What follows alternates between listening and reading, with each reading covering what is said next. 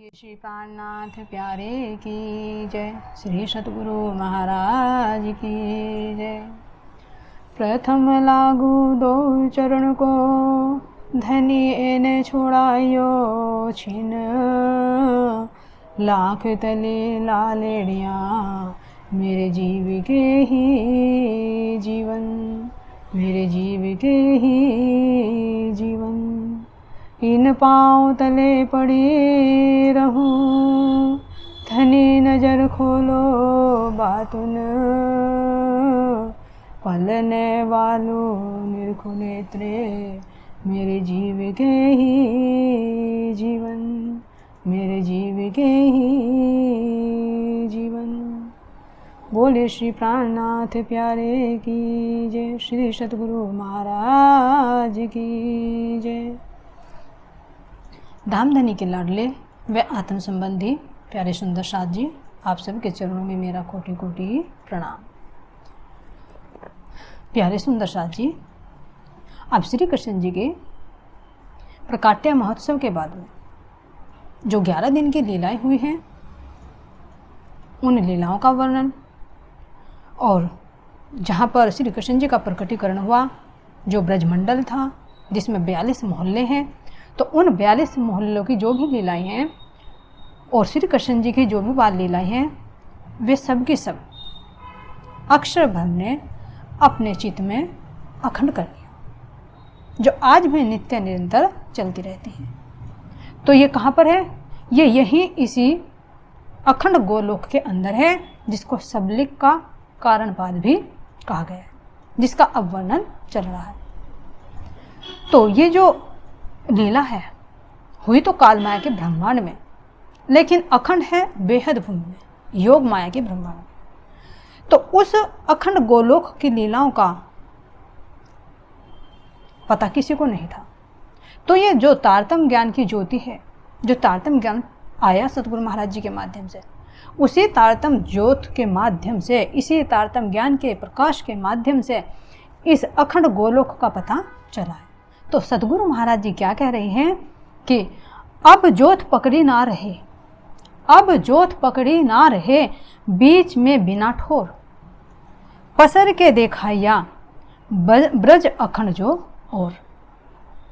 देखिए सतगुरु महाराज जी क्या कह रहे हैं कि जो ब्रज और है, यानी जो योग माया के ब्रह्मांड में है, तो उस योग माया के ब्रह्मांड में जो अखंड ब्रज है, उसका पता आज तक किसी को नहीं चला था। ये केवल इस तारतम्य ज्ञान की ज्योति ने ही पाताल से लेकर और परमधाम तक का जब संपूर्ण वर्णन किया, संपूर्ण दृश्य दिखाए, तो उसके बीच में जो अखंड गोकुल है वो भी दृष्टिगत हुआ।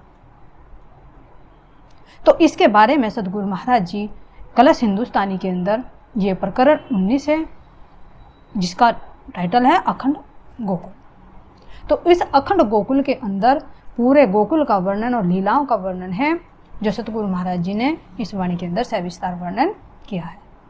तो देखते हैं हम सतगुरु महाराज जी वाणी के माध्यम से हमें अखंड गोकुल का दिग्दर्शन किस तरह से कराते हैं। क्या कह रहे हैं सतगुरु महाराज जी? बताए देऊं विद सारी, ब्रज बसियो जिन पर, 11 बरस लीला करी, रास खेल के आए घर। देखिए सतगुरु महाराज जी क्या कह रहे हैं कि जो अखंड ब्रज है, मैं उसके बारे में बताता हूँ कि वो अखंड ब्रज किस तरह से बसा हुआ है, और जिस ब्रज के अंदर श्री कृष्ण जी ने 11 वर्ष की लीला करी, और 11 वर्ष के बाद जब कल्पांत हुआ तो कहाँ पर हुए? योग माया के ब्रह्मांड में अखंड रास लीला की गई है। और उस रास लीला करने के बाद में फिर कहाँ गई हमारी सुरताएं? अपने घर मूल मिला में जागृत हुई, रास खेल के आए घर। अब इसमें क्या कह रहे हैं? अखंड गोकुल का वर्णन करते हुए महाराज जी, गोकुल जमुना तट भला, पूरा 42 बास, पूरा पासे एक लगता, ये लीला अखंड विलास। तो सतगुरु महाराज जी क्या कह रहे हैं कि जो अखंड गोकुल है, उसके अंदर यमुना जी का तट है, और वहाँ पर क्या है? 42 मोहल्ले बसे हुए हैं उस यमुना तट के किनारे।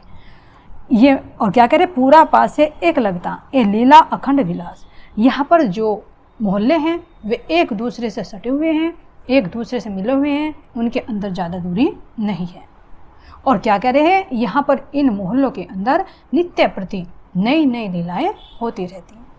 किसकी लीलाएं? जो पीछे वर्णन किया है, श्री कृष्ण जी के अंदर जो तीनों स्वरूप हैं उनकी लीलाएं, और हमारी ब्रह्म आत्माओं की प्रेममय लीलाएं, गोप ग्वालों की बाल लीलाएं वहाँ पर नित्य प्रति होती रहती हैं। बास बस्ती बसे घाटी, तीन खूंटे गाम, कांठे पूरा टीबाओं पर उपनंद गाए ठाम। क्या कह रहे हैं? बास बस्ती बसे घाटी, जो ब्रज मंडल है उस ब्रज मंडल की क्या है, बस्ती अति सघन है। सघन का मतलब वो पेड़ पौधों से भी घिरी हुई है, उसमें सघन वनस्पति है, और जो मोहल्ले हैं वे भी एक दूसरे से मिले हुए हैं। और क्या है, ये तिकोना गांव है जिसमें 42 मोहल्ले हैं। ये क्या है, इसमें तिकोना गांव है। और एक क्या कह रहे हैं, एक किनारे पर छोटे पहाड़ पर एक ग्राम बसा हुआ है। इसे उपनंद का स्थान कहा जाता है, उपनंद का एक ठाम। यानी ये तिकोना गांव है, एक किनारे पर जो तिकोना गांव है उसके एक किनारे पर उपनंद जी का मकान है। तरफ दूजी पूरे सारे, बीच बाट धेन का शेर, इत खेले नंद नंदन संग ग्वालों के घेर। अब क्या कह रहे हैं कि एक तरफ तो ये उपनंद जी का मोहल्ला हुआ जिन्होंने नंद बाबा जी कहा, जिनके घर में श्री कृष्ण जी प्रकट हैं, और दूसरी तरफ और मोहल्ले हैं। और क्या कह रहे हैं, बीच में क्या है, गायों के आने जाने का मार्ग है, क्योंकि मुख्य व्यवसाय क्या है, गौ का पालन। तो उनके लिए एक विशेष स्थान है। इत खेले नंद नंदन संग ग्वालों के घेर।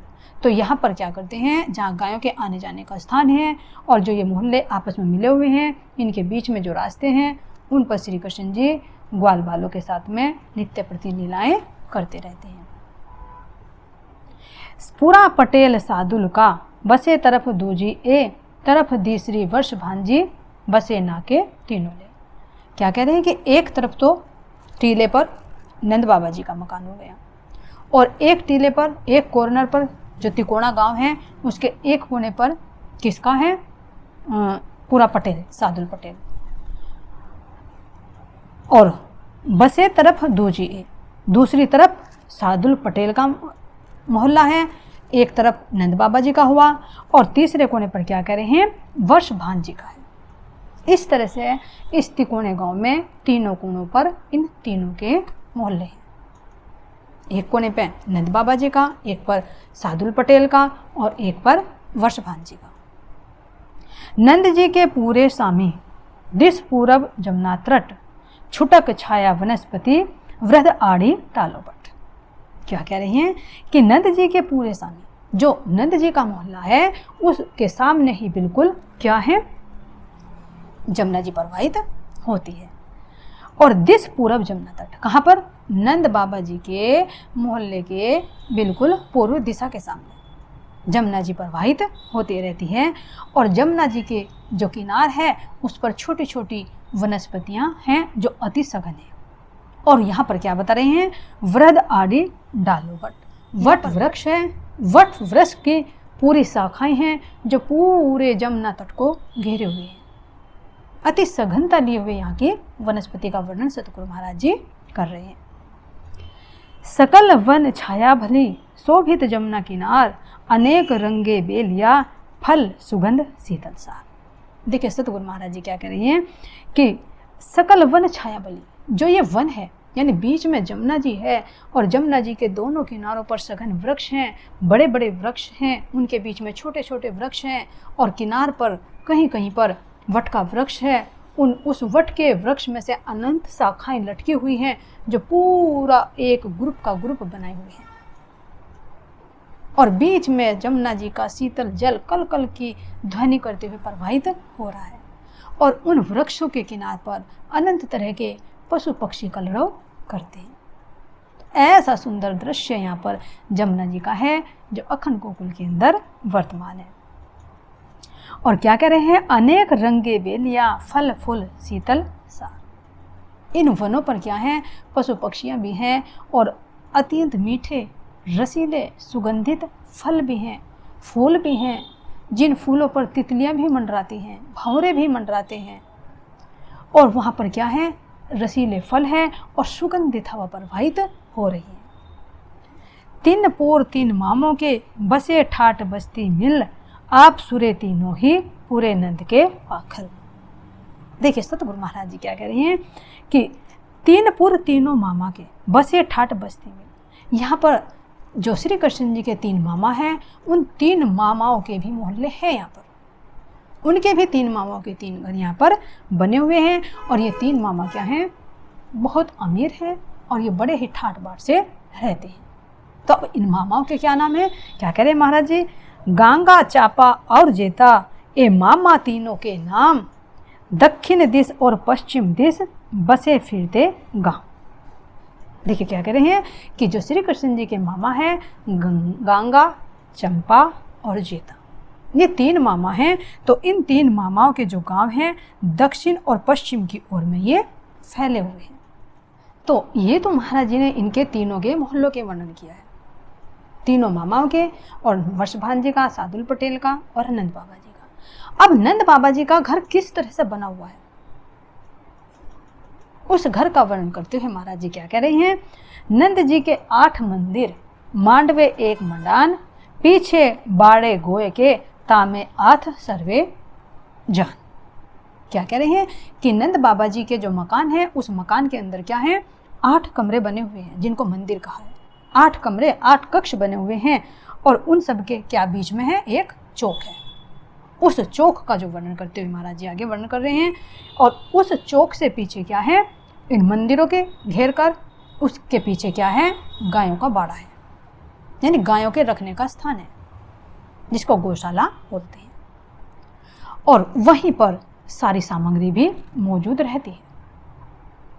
अब क्या कर रहे हैं, रेत झलके आंगने, तो चारों तरफ को घेर कर नंद बाबा जी के तो 8 मंदिर हुए और 8 मंदिरों के पीछे गायों का गौशाला हुई जिसमें तत्व संबंधी सारी सामग्री भरी हुई है। और इससे पहले देखते हैं जो कमरों के सामने है, चौक का वर्णन किया गया है। तो इस चौक का वर्णन करते हुए महाराज जी कह रहे हैं कि इस चौक के अंदर रेत जगमगा रही है, चमकीली रेत है, और उस रेत के ऊपर ही, उस चौक के अंदर ही एक 4 मुखी चूल्हा है जिसको चरी चूल्हा भी कहते हैं। तो इस चरी चूल्हे पर क्या होता है, जो वर्णन कर रहे हैं कि यहाँ पर यशोदा माता जी क्या करती हैं, दूध उबालती हैं। और यहीं पर क्या है, तेजपाल मोदी भी आकर यहीं पर बैठते हैं क्योंकि उनका मकान भी इसी से ही लगता हुआ है, चरी चूल्हे के पास में। तो इसका वर्णन महाराज जी चौपाइयों से कैसे कर रहे हैं, रेत झल के आंगने, दूध चरी चूल्हा आगल, आई जी इन ठोर बैठे और बैठे सखियां मिल। कि चौक के बीच में एक चरी चूल्हा है, 4 मुखी वाला चूल्हा है। इस पर यहाँ पर आई जी यानी यहाँ पर यशोदा माता भी बैठती हैं और उनके साथ में जो सखियां हैं वे भी यहाँ पर बैठती हैं। मंदिर मोदी तेजपाल को इत चरी चूल्हा पास, कोई एक दिन आए रहे या को मथुरा में वास। देखिए सतगुरु महाराज जी क्या वर्णन कर रहे हैं कि जो तेजपाल मोदी है, जिसका क्या कार्य है कि ये मथुरा और गोकुल के बीच में व्यापार का कार्य करता है। जो चीज़ मथुरा में होती है उस चीज़ को गोकुल में ला कर देते हैं और जो गोकुल का दूध दही माखन होता है वो उसको मथुरा में भेजते हैं। तो इस तरह से ये व्यापार का कार्य करते हैं। तो वैसे कह रहे हैं कि इसका मूल ठिकाना तो कहाँ पर है, मथुरा में है, लेकिन जब यहाँ पर ये व्यापार करने के लिए आते हैं, कुछ दिन ठहरता है, तो इसका घर भी यहीं पर है। अब क्या कह रहे हैं, स्वरूप 10 इन आरोके, पाक साक अनेक, भागवंती बाई भली भांते रसोई करे विवेक। उनका वर्णन सतगुरु महाराज जी कर रहे हैं। क्या कह रहे हैं कि स्वरूप 10 इत आरोगे, यहाँ पर 10 स्वरूप आरोगते हैं यानी भोजन ग्रहण करते हैं। क्या करते हैं, पाक साक अनेक, अनेक तरह के साग, अनेक तरह के व्यंजन पकवान यहाँ पर 10 स्वरूप आरोगते हैं। और भागवंती बलि भांते रसोई करो विवेक, जो भागवंती बाई है वो बड़े प्रेम से यहाँ पर रसोई बनाती है। तो भागवंती बाई कौन है ये, इनका वर्णन करते हुए महाराज जी कह रहे हैं कि जो नंद बाबा हैं इनके परिवार में क्या है, 10 सदस्य हैं। तो 10 सदस्य कौन से हैं, एक तो नंद बाबा, दूसरे यशोदा माता और तीसरे श्री कृष्ण जी। अब दूसरे यहीं पर जो वसुदेव जी की दूसरी पत्नी है रोहिणी जी, तो एक ये रोहिणी जी हुई, और एक इनका पुत्र बलराम, और एक गोद लिया हुआ पुत्र कल्याण जी। और उसके बाद में देखते हैं कि इनकी 2 बहनें हैं कल्याण जी की, यानी रोहिणी जी की 2 पुत्रियां हैं, जीवा और रूपा। और फिर जो ये रोहिणी जी के पुत्र हैं कल्याण जी, इनकी पत्नी है भागवती बाई, और एक इनका पुत्र गोपाल। तो ये गोपाल कौन है? ये कल्याण जी और भागवती बाई के पुत्र हैं। तो ये जो कल्याण जी की पत्नी भागवती बाई हैं, ये यहाँ पर रसोई की सेवा करते हैं और 10 स्वरूप उस रसोई को बड़े प्रेम से आरोगते हैं। तो क्या कह रहे हैं सतगुरु महाराज जी कि स्वरूप 10 इत आरोगे, पाक साक अनेक, भागवती बाई भली भांते, रसोई करे विवेक।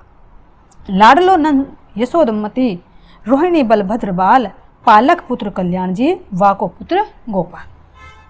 देखिए सतगुरु महाराज जी क्या करें कि एक तो लाडले श्री कृष्ण जी हैं, नंद बाबा हैं, यशोदा माता हैं, रोहिणी जी हैं, और बलभद्र यानी बलराम जी हैं, और इनके जो दूसरे पुत्र हैं कल्याण जी हैं, और कल्याण जी के जो पुत्र हैं गोपाल हैं।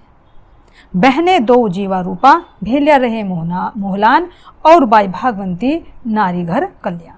तो क्या कह रहे हैं कि यहाँ पर 2 बहनें हैं, जीवा और रूपा, और वे दोनों सब क्या करती हैं? इसी घर में रहती हैं। और कल्याण जी की पत्नी भागवती बाई है जो यहीं पर इसी घर में मिलजुल कर रहती हैं। तो इस प्रकार से देखते हैं, इस प्रकार से मिलाकर नंद बाबा के घर में ये 10 सदस्य हो जाते हैं। तो इस तरह से देखते हैं कि ये सब मिलकर 10 सदस्य बनते हैं, जो ये सब नंद बाबा जी के घर में ही मिलकर रहते हैं। अब नंद बाबा जी के घर के बाद सतगुरु महाराज जी किसका वर्णन करते हैं? वर्ष भांजी के मोहल्ले का और उनके घर का। कि एक कॉर्नर पर नंद बाबा का हुआ तो नंद बाबा का वर्णन हुआ, उनके घर का वर्णन हुआ, और उनमें कितने सदस्य हैं उनका वर्णन हुआ। अब जो वर्ष भांजी हैं उनके घर का वर्णन करते हुए महाराज जी क्या कह रहे हैं? पूरो जो वर्ष भान को भेलो भाई लक्ष्मण, नंद जी के उत्तर दिशे बसत बास पूर्ण। कि क्या कह रहे हैं? वर्ष भांजी के मोहल्ले, उनके पास में ही जो वर्ष भांजी का मोहल्ला है, उनके पास में उनके भाई जो लक्ष्मण हैं वे भी उनके साथ में ही रहते हैं। और कहाँ पर है ये नंद जी के मोहल्ले के उत्तर दिशा में। नंद जी के मोहल्ले के पूर्व दिशा में तो क्या है? यमुना जी है, और नंद बाबा के उत्तर दिशा में क्या है? ये लक्ष्मण भाई का मोहल्ला है। नंद जी के उत्तर दिशा बसत बास पूर्ण। तो इस प्रकार से क्या है? यह मोहल्ला और ये बस्ती बसी हुई है जो समस्त सामग्रियों से भरपूर है। अब यहाँ से जो वर्णन कर रहे हैं सतगुरु महाराज जी की वर्ष भांजी का घर किस तरह से बना हुआ है, कितने उसमें सदस्य हैं, उनका वर्णन आगे की चौपाइयों में सतगुरु महाराज जी कर रहे हैं। स्वरूप साते भली भांते, आरोगे अनपाक, कल्याण बाई रसोई करे, विध विध के बहु शाक। क्या कह रहे हैं महाराज जी कि जो वर्ष भांजी का घर है उसके अंदर क्या करते हैं? 7 स्वरूप आरोगते हैं। विभिन्न तरह के साग, तरकारियाँ, फल, मेवे, मिठाइयाँ, ये सब तरह के यहाँ पर व्यंजनों की आरोगना होती है। और यहाँ पर रसोई कौन करती है? जो रसोई सेवा कल्याण बाई। नंद बाबा के जो घर हैं उसमें तो भागवती बाई जो कल्याण जी की पत्नी थी वे करती हैं, और यहाँ पर वर्ष भांजी के घर में कौन करती हैं? ये कल्याण बाई जो श्री दामा जी की पत्नी है। विध विध के बहु शाक, अनेक तरह के यहाँ पर शाक व्यंजन ये कल्याण बाई बनाती है। राधा बाई पिता वर्ष भांजी, प्रभावती बाई मात, सुदामा कल्याण जी, या थे छोटो कृष्ण जी भ्रात। अब देखिए महाराज जी क्या कह रहे हैं कि वर्ष भांजी के परिवार में कितने सदस्य हैं, उन सदस्यों का वर्णन कर रहे हैं। तो क्या कह रहे हैं कि एक तो कौन है? राधा जी है, और एक इनके पिता क्या हैं? वर्ष भांजी हैं, और माता जो बताया इसमें प्रभावती। तो एक राधा जी हुई, एक वर्ष भांजी हुए, और एक माता प्रभावती। तो 3 स्वरूप ये हुए। अब इसके बाद में देखते हैं कि क्या कह रहे हैं कि जो सुदामा और कल्याण जी, और या थे छोटो कृष्ण जी भ्रात। जो राधा जी के 2 बड़े भाई हैं, एक सुदामा है और एक कल्याण जी है। और तीसरे छोटे भाई जो हैं जिन्हें अग्रज कहा है वे कौन हैं? श्री दामा। तो इसमें राधा जी के 3 भाई, बड़े भाई का वर्णन क्या कह रहे हैं? कल्याण जी हैं और सुदामा है, और छोटे भाई कौन है? श्री कृष्ण जी है। और जो अब देखते हैं तो ये 6 हो गए, 3 भाई हो गए और 3 यानी एक राधा रानी, एक माता और एक इनके पिता वर्षभान जी।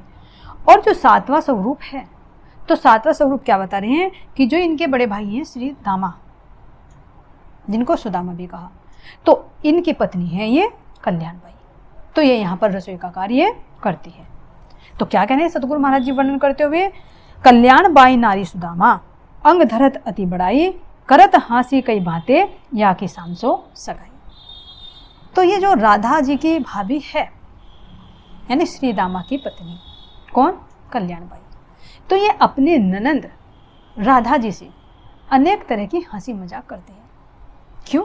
क्योंकि इनकी सगाई श्याम से हुई है, नंद के पुत्र श्री कृष्ण जी से हुई है। तो इस तरह से जब संबंध हुआ, संबंध जुड़ा, सगाई हुई, तो भाभी अनंत तरह की हास्य विलास राधा जी से यहाँ पर करती है। मंदिर 6 मांडवे आगे, चरी चढ़े दूध माट, श्यामा गोद प्रभावती, ले बैठत हैं खाट। देखिए सतगुरु महाराज जी यहाँ वर्षभान जी के घर का वर्णन करते हुए क्या कह रही हैं कि इनके मकान में 6 मंदिर हैं, और 6 मंदिरों के सामने क्या है? चौक है, आंगन है, और इस आंगन में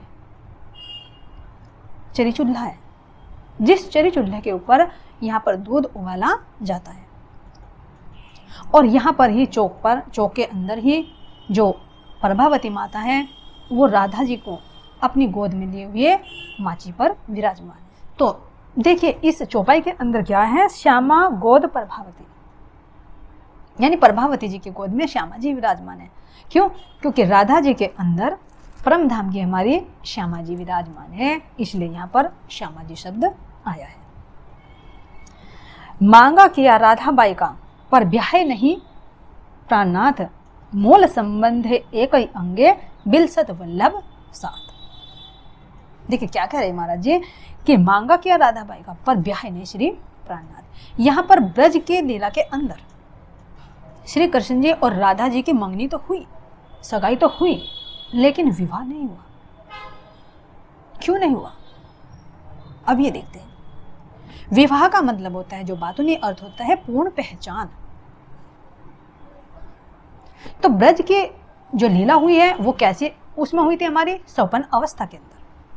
तो राधा जी को श्री कृष्ण जी की पूर्ण पहचान नहीं थी।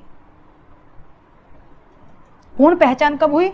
इस जागने के ब्रह्मांड में, जब यही श्यामा जी हमारी बायजू राजमहारानी तेज कुंवरी के अंदर विराजमान हुई और महामती श्री प्राणनाथ जी के अंदर श्री कृष्ण जी विराजमान हुए।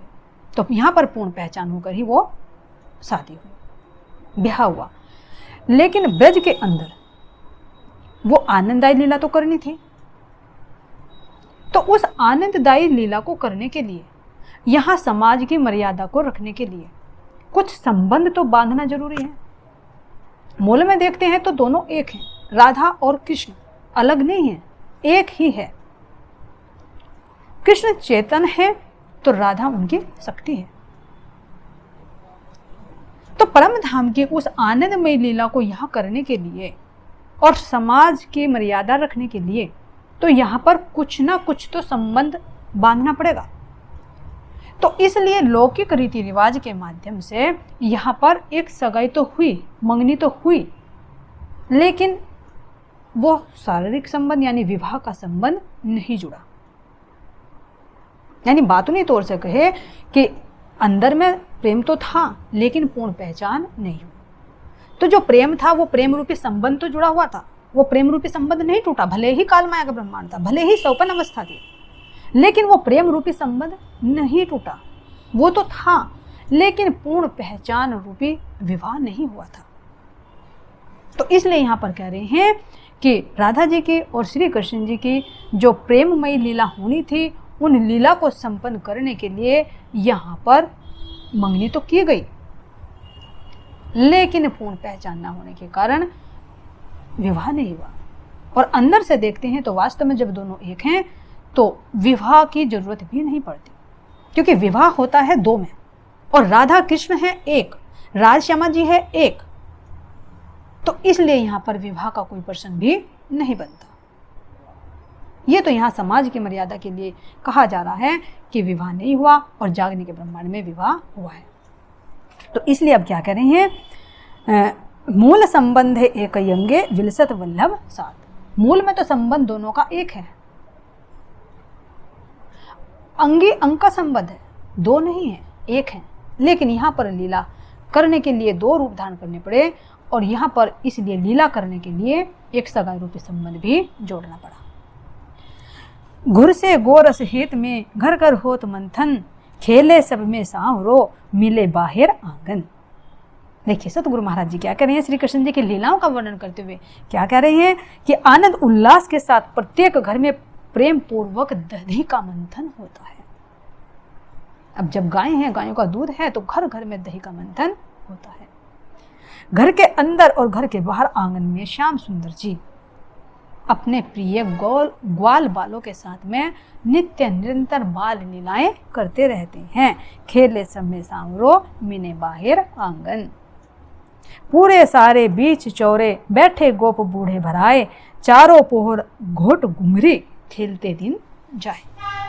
अब क्या कर रहे हैं कि सब मोहल्लों के बीच में जो ये घेर कर 42 मोहल्ले आए हैं, इन सब 42 मोहल्लों के बीच में घेर कर एक चौक आया है, और इस चौक के अंदर जो इन 42 मोहल्लों के बुजुर्ग लोग हैं वे सब यहाँ पर बैठकर वार्तालाप करते हैं। चारों पोहर घोट घुंघरी, यहाँ पर क्या कह रहे हैं कि चारों पहर, दिन के जो 4 पहर हैं, इन चारों पहर में मेवा मिठाई और घुंघरी का फल प्रसाद यानी अल्पाहार प्राप्त होता है। तो इस तरह से खेलने में, कूदने में, गैया चराने में, बाल लीलाएं करने में, गोप ग्वालों की वार्तालाप में, और यहाँ पर ये घुंघरी और मेवा मिठाई का अल्पाहार लेने में ही पूरे दिन व्यतीत हो जाता है। और सबे गोचार ने गोप गोवाला जाए वन, भोर के वन संझालो यो होत ब्रज वर्तन। अब क्या कह रहे हैं सतगुरु महाराज जी कि गोयों के चराने के लिए सब गोप और ग्वाले गायों के चराने के लिए कहाँ चले जाते हैं, वन में चले जाते हैं। जो बता ना, जमुना जी के किनारे जो वन है, यहाँ पर सब अपनी गायों को, बछड़ों को चराने के लिए यहाँ पर आ जाते हैं। भोर के वन संजालो यो होत ब्रज वर्तन, तो भोर से यानी सुबह से लेकर शाम तक ग्वाल बाल यहाँ पर गायों को चराते हैं, और फिर संध्या होने पर ब्रज में अपने अपने घर वापस लौट आते। तो इस तरह से यहाँ पर ब्रज में पूरा दिन व्यतीत हो जाता है। तेजपाल मोदी बलोट पूरे, जो कछु चाहिए सोए, घृत लेवे बड़े बड़े ठोरो और व्रतिया होए।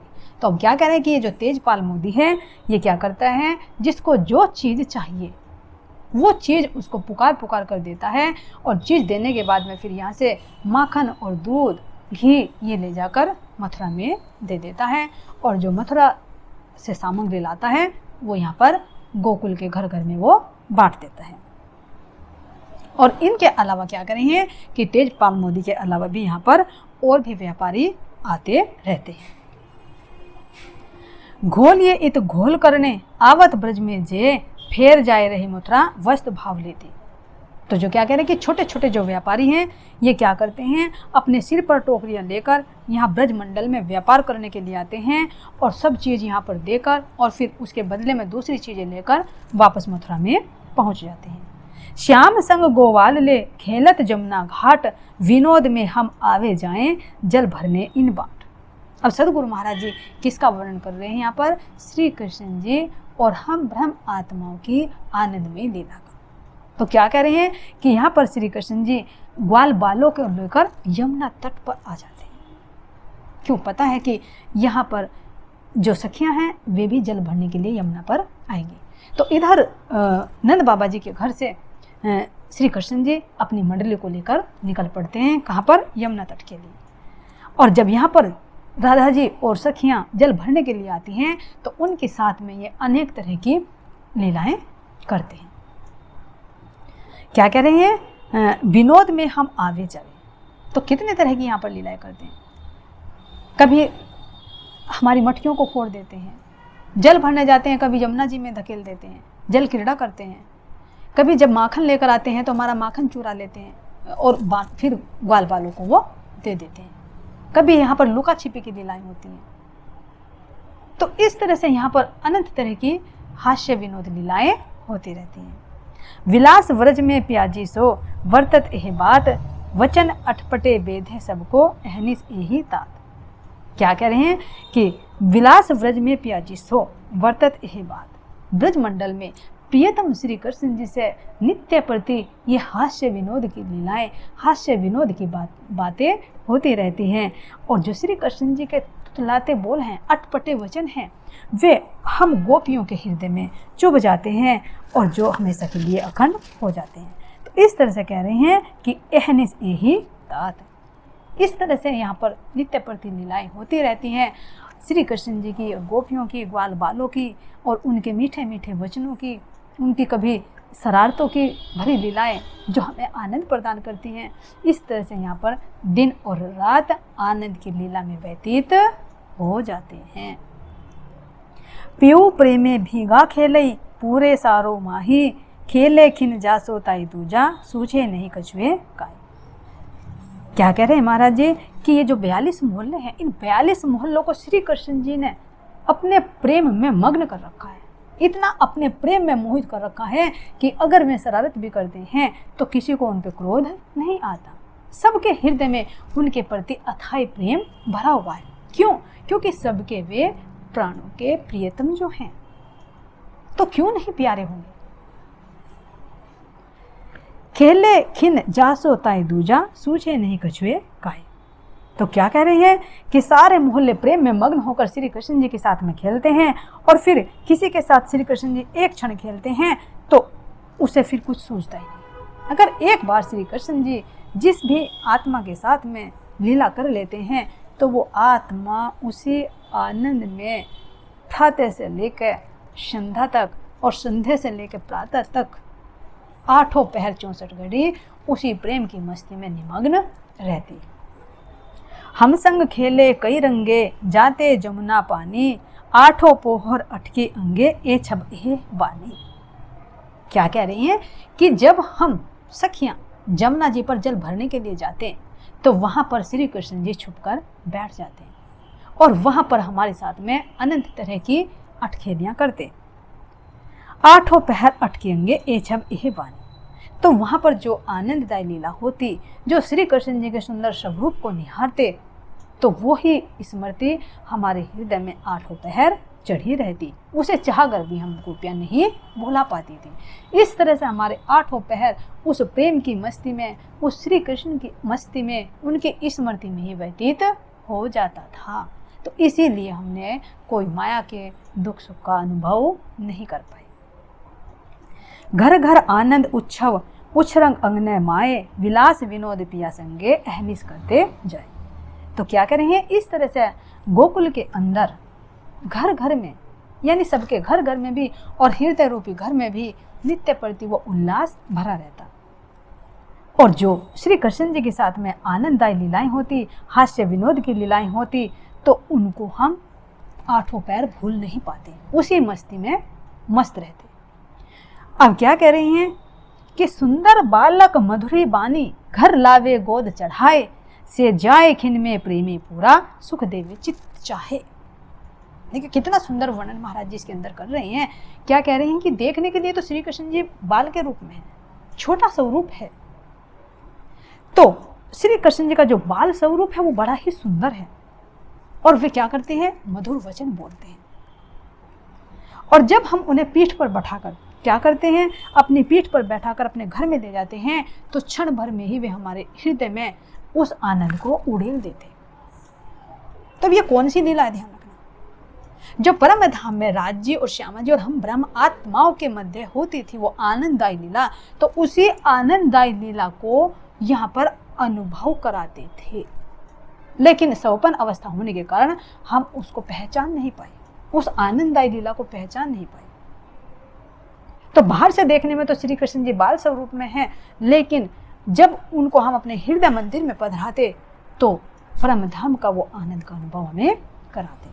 तो इसीलिए महाराज जी वर्णन कर रहे हैं कि जो बाहर से जो ग्वाल बाल थे और वृद्ध जन थे, वे सोचते थे कि ये तो एक बालक है और बालक से ये आनंदमय लीलाएं कर रही हैं, लेकिन जो हमारा किशोर स्वरूप का आनंद था, परम धाम का आनंद था, वो किसी की दृष्टि में नहीं आता था। तो इस तरह से ब्रज की लीलाओं के अंदर ही राज्य महाराज जी ने हमें वो परम धाम का रस भी प्रदान किया है, लेकिन कैसी अवस्था में? सोपान अवस्था में, उसकी सुधि नहीं हो पाई। बाछरू लेवन पधारे 8वें 10वें दिन, कबू गोवर्धन फिरते माहे खेले 12 वन। अब यहाँ क्या कह रहे हैं महाराज जी कि कभी कभी जो श्री कृष्ण जी हैं वे क्या करते हैं, 8वें दिन बछड़ों को लेकर वन में चराने के लिए जाते, क्योंकि अभी छोटे हैं तो इसलिए अभी इन्हें गाय ले जाने की अनुमति नहीं थी। तो ये 8वें दिन क्या करते थे, बछड़ों को लेकर वन में चले जाते थे। तो वहां पर क्या कह रहे हैं, कभू गोवर्धन फिरते माहे खेले 12 वन। तो वहां पर अपने बछड़ों के साथ में श्री कृष्ण जी कभी गोवर्धन पर चढ़ते, उनकी परिक्रमा करते, और इनके अलावा भी जो 12 वन हैं उन 12 वनों के अंदर भी वे रमण करते। तो ये 12 वन जो कौन कौन से महाराज जी कह रहे हैं कि भांडिरवन, बेलवन, बहुलवन, भाद्रवन, तालवन, वृंदावन, महावन, लोहवन, कुमुदवन, काम्यवन, गांडीरवन और मधुवन। तो ये गोकुल के अंदर, ब्रजमंडल के अंदर 12 वन विशेष हैं, जिनमें श्री कृष्ण जी अनंत तरह की दिव्य लीलाएं नित्य प्रति करते रहते थे। तो इस तरह से यहाँ पर वर्णन कर रहे हैं कि जब श्री कृष्ण जी बछड़ों को लेकर वन में जाते तो इन 12 वनों के अंदर अनंत तरह की दिव्य लीला यहाँ पर करते रहते हैं। अखंड लीला अहनेस हम खेले पिया के संग, पूरे पीयूजी मनोरथ ए सदा नवले रंग। तो क्या कह रहे हैं कि इस तरह से हम आत्माओं की अपने प्रियतम, अपने पिया श्री कृष्ण जी के साथ में नित्य प्रति आनंदमय लीलाएं होती रहती थी। और यहाँ पर क्या कर रहे हैं कि इन लीलाओं के माध्यम से श्री कृष्ण जी हमारे सारे मनोरथ पूर्ण करते हैं। श्री राजवन आए पीछे, व्रज वधु मथुरा ना गई, कुमार का संग खेल करते दान लीला यो भई। अब यहाँ से महाराज जी किसका वर्णन कर रहे हैं, कुमारिका सखियों का, यानी ईश्वरीय सृष्टियों का, कि जब से श्री कृष्ण जी यहाँ पर प्रकट हुए हैं तब से ब्रज मंडल की कोई भी जो कुमारिका हैं या ईश्वरीय सृष्टि या ब्रह्म सृष्टियाँ हैं, जिनको गोपियाँ और कुमारिका कहा गया है, कोई भी मथुरा में माखन बेचने के लिए या दूध दही देने के लिए नहीं गई। कोई भी दूध दही या माखन बेचने के लिए मथुरा नहीं गई। क्यों नहीं गई? क्योंकि श्री कृष्ण जी ने किसी भी गोपी को वहाँ पर नहीं जाने दिया। तो इसका मेन कारण था कि जब से श्री कृष्ण जी प्रकट हुए हैं तब से यहाँ गोकुल के अंदर किसी भी चीज़ की कमी नहीं हुई, क्योंकि जहाँ पूर्ण ब्रह्म परमात्मा होंगे वहाँ पर किस चीज़ की कमी हो सकती है। सब सामग्री वहाँ पर स्वतः ही प्राप्त होने लगी, इसलिए किसी भी गोपियों को मथुरा जाने की जरूरत नहीं पड़ी। और यहीं से क्या कह रहे हैं कि कुमारिका जो सखियाँ हैं, जिनको ब्रज की भाषा में कुमारिका और अब जागने के ब्रह्मांड के हिसाब से वाणी के माध्यम से देखते हैं तो ईश्वर सृष्टि कहा जाता है। तो ये अक्षर की सूरता से बनी है। जो ब्रज की लीला दिखाई है तो ये अक्षर की वृत्ति है जो इस ब्रज लीला में आकर हम गोपियों के साथ में शामिल हुए। तो यहीं से इनका अंकुर प्रकट होता है। जब गोपियों की लीला, इन्होंने प्रेम में लीला देखते हैं तो यहीं से इनके अंदर, इनके हृदय में भी श्री कृष्ण जी के प्रति वो अनन्य भाव प्रकट होता है, और जिसके कारण ये क्या करती हैं, ये इच्छा करती हैं कि श्री कृष्ण जी हमें पति रूप में प्राप्त हो। जिसके लिए क्या करती हैं, ये फिर कात्यायनी का व्रत रखती हैं और कार्तिक माह में ये स्नान करके श्री कृष्ण जी से वर मांगती हैं कि हमें आप पति रूप में प्राप्त हो। तो जब ये निर्वस्त्र यमुना जी में स्नान करती हैं तो तभी श्री कृष्ण जी इनके वस्त्र हरण करते हैं। तो जब वस्त्र हरण करते हैं तो इनके अंदर जो मान मर्यादा थी, उस मान मर्यादा को भंग करके ये प्रदर्शित करना चाहते हैं कि जो संसार के तुमने ये लोक लाज मर्यादा वाले वस्त्र पहन रखे हैं, तो इन विकारित वस्त्रों को मैं तुम्हारा हरण करता हूँ और मैं अपना तुम्हें प्रेम रूपी वस्त्र प्रदान करता हूँ। तो इन कुमारिकाओं की जो इच्छा हुई तो इनकी इच्छा भी रास रमण यानी शरद पूर्णिमा पर इनकी भी इच्छा पूर्ति की गई। तो यहीं से क्या कह रहे हैं महाराज जी कि कुमारिकाओं का भी अंकुर प्रकट हो चलता है। तो इन्हें क्या कह रहे हैं, खेल खेले कुमार का, चीले कुल अभ्यास, दूध दही छोटे बासन, करे रंग रस वन विलास। जिस तरह से हम गोपियां माखन दूध दही बेचने के लिए जाती थी तो क्या थी, ये गोकुल की परंपरा थी। इसी तरह से ये कुमारिकाएं भी हमारी देखा देखी छोटे छोटे कुल्हों में लेकर इसी तरह से जमुना जी पर क्या लेकर जाती, वे माखन लेकर जाती, और जब वहाँ पर प्रेममय लीला को देखती तो उनके हृदय में वे प्रेम अंकुरित हो जाता है। व्रज वधु मीने खेलने, संकेतिक जाए, सांवरे इत दान लेने, करे आड़ी लपटी ताई। तो क्या कह रहे हैं कि यहाँ पर जो व्रज वधु यानी गोपियाँ, और क्या कह रहे हैं ये कुमारिका सखियाँ, जब माखन लेकर यमुना जी पर जाती तो वहाँ पर श्री कृष्ण जी मिलते और वहाँ पर वे क्या करते, हमारे माखन को लूट लेते। यानी क्या करते, ये एक टैक्स के रूप में देते कि तुम ये जो रास्ता पार करके मथुरा जा रही हो तो ये तुम्हारे टैक्स के रूप में तुम्हारा यहाँ पर माखन ले लिया जाएगा। क्यों? क्योंकि जब माखन ही तो लेकर जाती थी, और माखन ही जब श्री कृष्ण जी लूट लेंगे तो फिर मथुरा क्या लेकर जाएंगे। तो इसलिए स्वतः ही वहाँ पर जाना बंद हो गया। और यहीं से क्या किया, जब पता चला कि हमारे पास किसी चीज़ की कमी नहीं है और श्री कृष्ण जी से हमारा आंतरिक प्रेम था, आंतरिक इश्क था, तो उस इश्क के कारण हम अपनी मर्जी से ही श्री कृष्ण जी को वो माखन दे देती। और घर से भी विशेष तौर से हम इसी मकसद से निकलते कि राह में हमारे श्री कृष्ण जी मिलेंगे और वे माखन को लेंगे, तो हम अपनी ही इच्छा से वो देने लगे। तो इसलिए यहाँ से दान लीला प्रारंभ हो जाती है। दूध दही माखन लावे, हम पियाजी के काज, तित दधी हमारा छीन के, दे गोवालों को राज।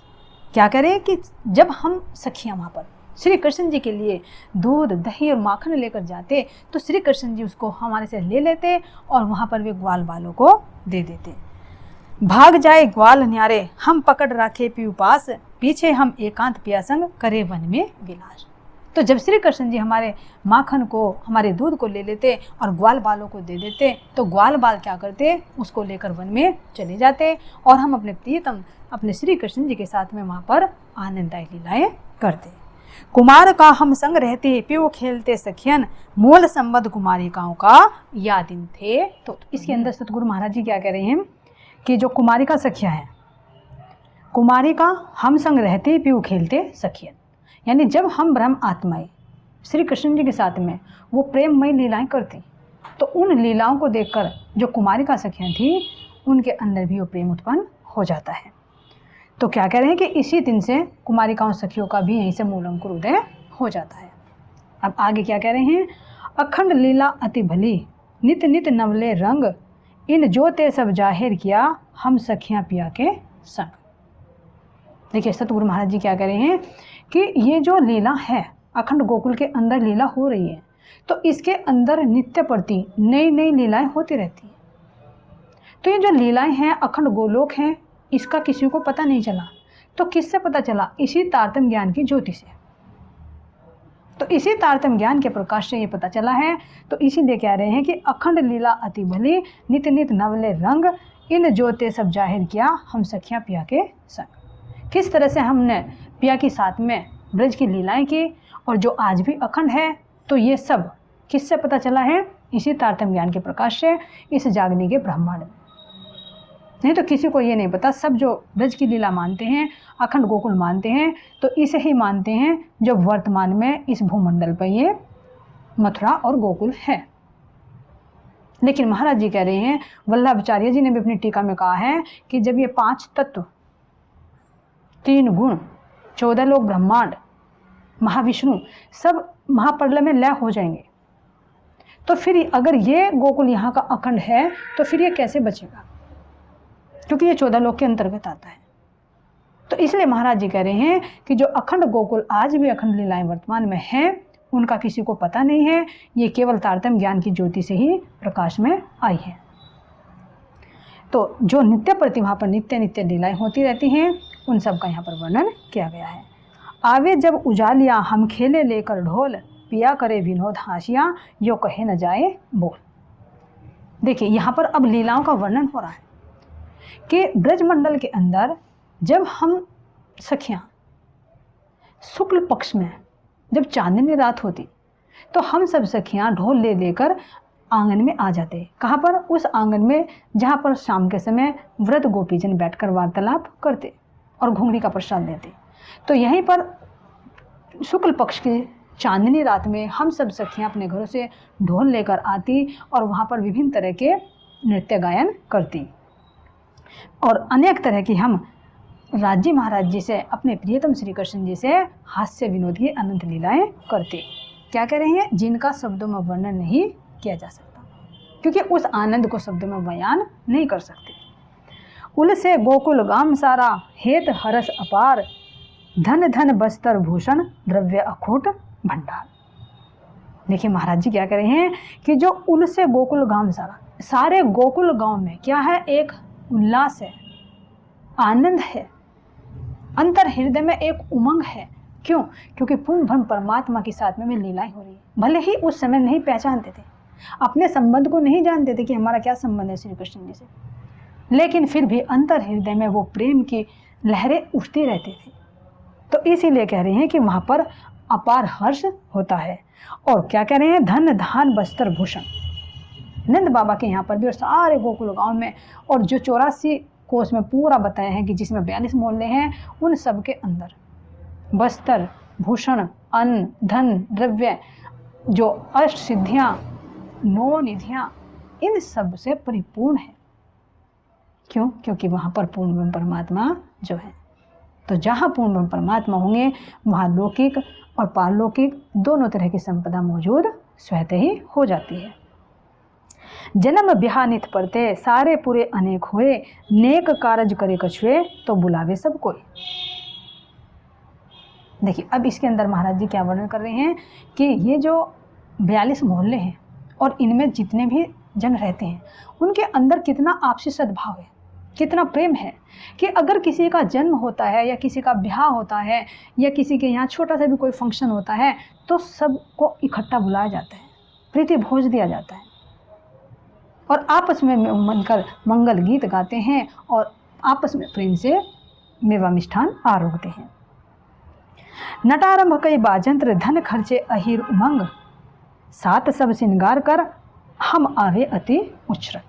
तो जब कोई उत्सव होता है तो वहाँ पर जो हम भी ढोल लेकर आते हैं और भी वाद्य यंत्र बजाने वाले आते हैं और जो नाटक करने वाली मंडली आती है, तो सब अलग अलग तरह से अपने गुणों को प्रकट करता, कोई नृत्य करता है, कोई गायन करता है, कोई वाद्य यंत्र बजाता है। और उस समय हम सखियाँ भी नए नए श्रृंगार सजकर अपने प्रियतम को रिझाने के लिए, उनसे प्रेम लीला करने के लिए उत्साह से अपने घर से निकल कर वहाँ पर आती हैं। और क्या कह रहे हैं कि जब छोटा सा भी कोई फंक्शन होता है तो इसमें अहीर क्या करते हैं? बहुत अधिक खर्च करते हैं। वलगे विनोदे हम सो, देखते सब जन, पर कोई न विचारे उल्टा, सब कहे ए निशन। अब इसमें देखिए कितनी गुप्त बात बता रहे हैं महाराज जी कि जब हम वहाँ पर लीलाएं करते, सारे श्रृंगार सजकर, यानी हृदय में वो प्रेम रूपी श्रृंगार सजकर जब हम सखियाँ अपने प्रियतम श्री कृष्ण जी से लीला करने के लिए, हास्य विनोद करने के लिए आते, तो हम वहाँ पर सबके देखते देखते हम श्री कृष्ण जी को अपने गले से लगा लेते। तो जो कोई सब देखते इस लीला को, तो कोई भी उल्टा अर्थ नहीं लगाता। क्यों नहीं? क्यों? क्योंकि हम गोपियाँ बड़ी बड़ी हैं और श्री कृष्ण जी बाल रूप में हैं, तो सब यही समझते कि ये तो बालक है, किसी के दिमाग में कोई उल्टा विचार नहीं आता। और आए भी क्यों? क्योंकि उल्टे काम हो ही नहीं रहे, तो उल्टा विचार आए क्यों? लेकिन जैसे ही हम अपने प्रियतम श्री कृष्ण जी को अपनी गोदी में उठाते, तो हमें वो परमधाम का वो दिव्य आनंद की अनुभूति कराते। जो निस्वार्थ निश्चल प्रेम परमधाम का है, उसकी रस की अनुभूति हमें ब्रजमंडल के अंदर भी श्री राजप्रिया जी, श्री कृष्ण जी उस आनंद का अनुभव हमें कराते हैं। तो उस आनंद को क्या कह रहे हैं कि या तो हम जानते हैं या मेरे प्रियतम श्री कृष्ण जी जानते हैं, दूसरा उस रस को कोई नहीं जानता। बस बाहर से ये देखते हैं कि ये गोपियाँ हैं और ये श्री कृष्ण बालक के रूप में हैं, तो ये अपनी लीलाएं कर रहे हैं, लेकिन उस अंदर के रस को तो कोई भी नहीं जान पाया और ना ही किसी के दिमाग में, किसी के मन में कोई उल्टा विचार आता। तो इसीलिए क्या कह रहे हैं महाराज जी, बात या कि हम जाने और जाने हमारी एह, ना समझे कोई दूसरा ए अंदर का स्नेह। ए होत है हम कारने पिया पूरे मनोरथ मन, इन समय की मैं क्या कहूँ सात सबे धन धन। क्या कह रहे हैं कि ब्रजमंडल के अंदर ये सब लीलाएं होती तो ये सब किसके लिए हो रही है? हम ब्रह्म आत्माओं के लिए। ये जो लीलाएं हो रही हैं सब, ये हम ब्रह्म आत्मा ही तो कर रही हैं। और इन लीलाओं के माध्यम से जिस गोपी के अंदर जो भी इच्छा होती, प्रियतम श्री कृष्ण जी उसी इच्छा को पूर्ण कर देते। तो इसलिए कह रहे हैं कि मैं इस खुशी का, इस लीला का, इस समय का जो आनंद प्राप्त करते थे, तो उनका वर्णन मैं शब्दों में कैसे करूं, क्योंकि वो अंदर का रस, अंदर का प्रेम शब्दातीत होता है। ब्रज सारी करी दीवानी और पिया तो विछचिन, जहाँ मिले तहाँ यही बातें विनोद हास रमन। देखिए क्या कह रहे हैं कि ब्रज सारी दीवानी करी। श्री कृष्ण जी ने अपने मधुर वाणी से, अपने अनुपम सौंदर्य से, अपनी क्या कहें कि अपनी दिव्य लीलाओं से पूरे ब्रज मंडल को दीवाना कर रखा है। चाहे गोपी हो, चाहे गोप हो, चाहे बच्चा हो, चाहे युवा हो, चाहे गाय हो, चाहे बछड़े हो, चाहे पशु हो, पक्षी हो, वनस्पति हो, जितने भी यावत सामग्री है, सब श्री कृष्ण जी से प्रेम करती और उनके प्रेम में दीवानी रहती। तो यही तो उनका विशेष गुण है, प्रेम माधुर्य। हर किसी से प्रेम करते और हर कोई उनके प्रेम में दीवाना रहता। तो क्या कह रहे हैं कि हम अपने प्रियतम से जहाँ पर भी मिलते वहीं उनसे वे प्रेम की मीठी मीठी बातें करते और हास्य रमन करते।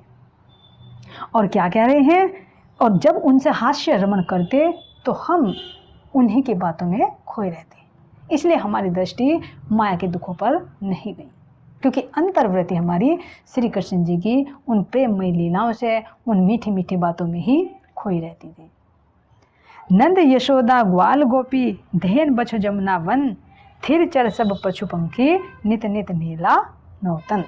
देखिए क्या कह रहे हैं महाराज जी कि ब्रजमंडल के अंदर चाहे तो नंद बाबा, यशोदा, गोपी हैं, ग्वाल हैं, बछड़े हैं, गाय हैं, यमुना है, वन है, चाहे कोई जितनी भी जड़ या चेतन है, चाहे पशु पक्षी हैं, तो इन सब के साथ में श्री कृष्ण जी नित्य प्रति नित्य आनंदमय लीलाएं करते रहते, जिससे हर किसी को श्री कृष्ण जी की उन दिन दिव्य लीलाओं से आनंद प्राप्त होता। अब ए लीला कहूँ केती अलेखे अति सुख, बरस 11 खेले प्रेमे सखियन सो सन्मुख। महाराज जी क्या कह रहे हैं कि ये जो लीला है, इस लीला के सुख तो अलग हैं, जिनका पार नहीं पाया जा सकता। तो उन असीम सुखों का वर्णन मैं कैसे करूं, ये शब्दों में नहीं आते। बरस 11 खेले प्रेमे सखियन सो सन्मुख। कौन सी लीलाएं हैं जो हमने ब्रजमंडल के अंदर 11 वर्ष तक श्री कृष्ण जी के साथ में ब्रज लीलाएं की, तो ये लीलाएं अलग हैं, अनंत हैं, असीम हैं, दिव्य आनंद से भरपूर हैं। तो मैं इनका वर्णन कहाँ तक करूं, इनका वर्णन शब्दों से परे है। अब 11 वर्ष की लीला के बाद में कारण क्या बनता है? श्री कृष्ण जी अपने 11वें जन्मदिन के लिए आमंत्रित करते हैं हम गोपियों को कि चलिए यमुना के तट पर मेरा जन्मदिन मनाते हैं। लेकिन हम गोपियों ने मना कर दिया कि हमारी सास है, हमारी ननंद है, हमारे परिवार के हैं, सब मना करेंगे, हमें घर का बहुत काम है, आप जाइए, हम आपका जन्मदिन नहीं मनाएंगे। तो ये इच्छा भी हमारे धनी ने ही डाली। किस कारण से? एक विरह का अनुभव कराने के लिए। तो जब हम गोपियों ने मना कर दिया तो इसी बात पर श्री कृष्ण जी रुष्ट हो जाते हैं और फिर 52 दिन तक कोई भी बातें नहीं होती। हम गोपियाँ यमुना पर जाती तो वहाँ भी हमें श्री कृष्ण जी नहीं मिलते, माखन लेकर जाती तो भी श्री कृष्ण जी नहीं मिलते। हम सोचते कि शाम के समय गायें चराकर वन से वापस लौटेंगे, तब भी हमें श्री कृष्ण जी दर्शन नहीं देते। तो इस तरह से 52 दिन तक विरह का अनुभव कराया। और 52वें दिन संध्या के समय जब श्री कृष्ण जी गाय चराने के लिए वन में गए तो उन्होंने सब ग्वाल बालों को गोकुल में भेज दिया और बलराम यानी बलदेव भैया को भी कह दिया कि आप चलिए, मैं आता हूँ। लेकिन श्री कृष्ण जी गोकुल में नहीं आए। उन्होंने संध्या के समय ही जो बांसुरी बजाई वृंदावन में, तो उस बांसुरी के अंदर हर गोपी का नाम ले लेकर पुकारा। तो वो बांसुरी की धुन सुनी तो सबने, लेकिन सबको ऐसा ही लगा कि जैसे श्री कृष्ण जी रोज बांसुरी बजाते हैं, आज भी ऐसी ही बांसुरी बजा रहे हैं। लेकिन उस बांसुरी के अंदर जो पुकार थी, उन्होंने जो हर गोपी का नाम ले लेकर पुकारा, तो उन गोपियों के अंतर हृदय को वो आवाज छू गई। तो जैसे ही हम गोपियों ने श्री कृष्ण जी की उस बांसुरी को सुना, तो जैसी स्थिति में कैसा था, संध्या का समय था, गाय जो वन से चलकर आ रही थी, तो उनके चलने से जो धूली उड़ी हुई थी, तो गोधूली कहा, जैसे गोधूली का समय था। और शाम के समय क्या होता है, कार्य भी ज़्यादा बढ़ जाता है। तो कोई सखी क्या कर रही थी, गायों का दूध दूह रही थी, कोई सखी अपने पति को खाना परोस रही थी, अपने ससुर को खाना दे रही थी, कोई सखी अपने पति को नहला रही थी, कोई भोजन पका रही थी, कोई अपने बच्चे को दूध पिला रही थी। यानी हर सखी हम कार्य में बिजी थे। लेकिन जैसे ही श्री कृष्ण जी की वो ध्वनि हमारे कानों में पड़ी, तो हम सब गोपियाँ जैसी स्थिति में थे, ऐसी स्थिति में सब कुछ छोड़कर वृंदावन की तरफ को दौड़ पड़ी। तो जैसे ही हम सखियाँ दौड़ी, तो यहीं पर ये ब्रजमंडल को रोक दिया गया, जिसको कहा है कल्पांत। तो 11 वर्ष और 52 दिन की लीला हो गई। तरपरवे दिन जब वृंदावन के अंदर बांसुरी बजाई, तो इसके बाद ही कहाँ पर हुआ, योग माया में हमारी सुरताओं को खींच लिया, जहाँ पर अखंड रास की लीला की गई। तो इसीलिए अब महाराज जी इसमें क्या कह रहे हैं कि जो एक दिन गोचारने पीयू पहुँचे वृंदावन, गो वाला गो सब वेल रे, पीछे योग माया उत्पन्न। कि जब श्री कृष्ण जी एक दिन वन में गाय चराने के लिए गए, तो वहाँ पर उन्होंने वृंदावन में बांसुरी बजाई और सब गोवाला गाय को ले लेकर गोकुल में आ गए, लेकिन पीछे योग माया उत्पन्न। तो इस ब्रह्मांड को रोक दिया गया और योग माया का ब्रह्मांड बनाया गया।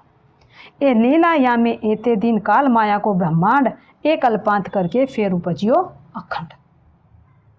देखिए महाराज जी क्या कह रहे हैं इसमें कि ये लीला या में एते दिन, जो इन लीलाओं का वर्णन हुआ है, ये लीलाएं कहाँ पर हुई, काल माया के ब्रह्मांड में। कितने दिन तक, 11 वर्ष और 52 दिन का विरह, यानी 11 वर्ष की आनंदमय प्रेममय लीलाएं और 52 दिन का विरह। तो क्या कह रहे हैं कि ये लीला या में एते दिन काल माया को ब्रह्मांड यह कल्पांत करके फिर उपजियो अखंड। तो यानी इस फिर कल्प का अंत करके, यानी इस ब्रह्मांड को वहीं का वहीं रोक दिया, और रोकने के बाद में फिर क्या कह रहे हैं कि अखंड भूमि में योग माया का ब्रह्मांड की रचना की गई, और इस ब्रजलीला को भी सबलिख के कारण में अखंड कर दिया गया। सदा लीला जो ब्रज की मैं कही जो या की विद, अब कहूँ वृंदावन की ये तो अति बड़ी है निध। तो सदगुरु महाराज जी क्या कह रहे हैं कि ये लीला जो ब्रज की है ये सदा है, अखंड है। जो मैंने तुम्हें वर्णन किया है ये लीला भले ही कालमाया के ब्रह्मांड में हुई है, लेकिन ये जो कि तू लीला अक्षर ब्रह्म के चित्त में अखंड हो गई, जो सबलिख के कारण पाद में है, जिसको अखंड गोलोक कहा है। तो जो एक लीला तो वहाँ पर होती रहती थी नित्य प्रति श्री कृष्ण जी राधा जी की, लेकिन ये लीला भी जब वहाँ पर अखंड हुई तो वहाँ का आनंद और ज़्यादा बढ़ गया। क्यों? क्योंकि वो लीला तो जो होती थी वो अक्षर ब्रह्म की अपनी वृत्ति से होती है, लेकिन ये जो लीला यहाँ पर हुई और वहाँ अखंड हुई, ये पूर्ण ब्रह्म परमात्मा श्री राज जी महाराज जी के आवेश से युक्त आनंदमय लीला, प्रेममय लीला है। तो इस लीला जब वहाँ पर अखंड हुई तो उस गोलोक के अंदर का आनंद और ज़्यादा बढ़ गया। अब कहो वृंदावन की ये तो अति बड़ी है निध। तो सतगुरु महाराज जी कह रहे हैं कि ये जो मैंने गोकुल की लीला की, और इससे ऊपर जब ये कल्प का अंत हुआ और फिर योग माया का ब्रह्मांड की रचना की, तो योग माया के अंदर जो रास लीला हुई उस लीला का वर्णन मैं आगे करूँगा। तो यहाँ महाराज जी ने किसका वर्णन किया है? जो हमारी ब्रज की लीला है हुई 11 वर्ष की। जो आज भी अक्षर ब्रह्म के चित्त में, जो कि तो स्मृति के रूप में अखंड है और वो नित्य निरंतर अक्षर ब्रह्म के इसी सबलिक के अंदर चलायमान है, जिसको अखंड ब्रज लीला कहा गया है। बोधि श्री प्राणनाथ प्यारे की जय, श्री सतगुरु महाराज की जय, कृष्ण कन्हैया लाल की जय। प्रणाम जी।